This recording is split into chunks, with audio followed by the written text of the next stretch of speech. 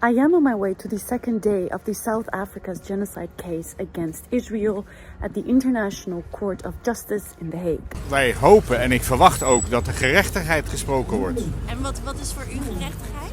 Dat de partij wordt aangepakt die genocide wil plegen en al gepleegd heeft op 7 oktober, oftewel Hamas. So why is South Africa filing this case and what happens next?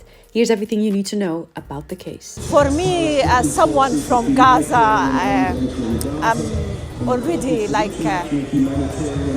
I'm thankful to South Africa. It's the voice of humanity in this world. South Africa filed the lawsuit in an 84-page application on December 29th. Yesterday, South Africa presented their case, and today it's Israel's turn. And I really hope that this case will finally prove to everyone who still needs to know that a genocide is happening and it needs to stop. We are not in fight with the Palestinian people as a whole. We're not. Both pro-Palestine and pro-Israel protesters are in front of the International Court of Justice. We would like to let them live their own life. We can live one next to each other, side by side. We don't have to live together. We can live side by side, but we need peaceful life. We would like them to have a peaceful life. South Africa seeks an immediate ceasefire in Gaza, and according to Israel, this implies that South Africa wants to deprive Israel of its right to self-defense.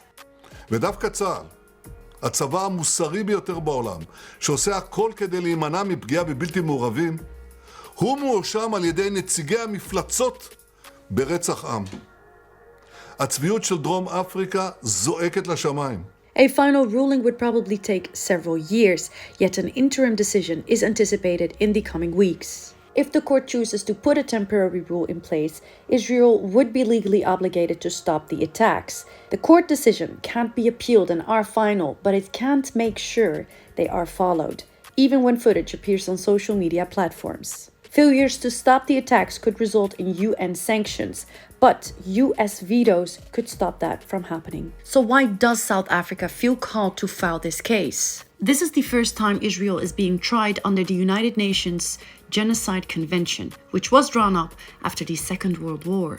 The Convention Against Genocide was signed by many countries, including South Africa, Palestine, Israel, and Western countries that support Israel on their attacks of self-defense. South Africa has also said, "Our history is one of repression and violence, human rights abuses, apartheid as a crime against humanity, discrimination and distrust between people born on the same soil.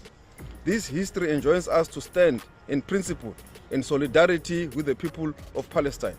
However, diplomatic isolation might be a consequence.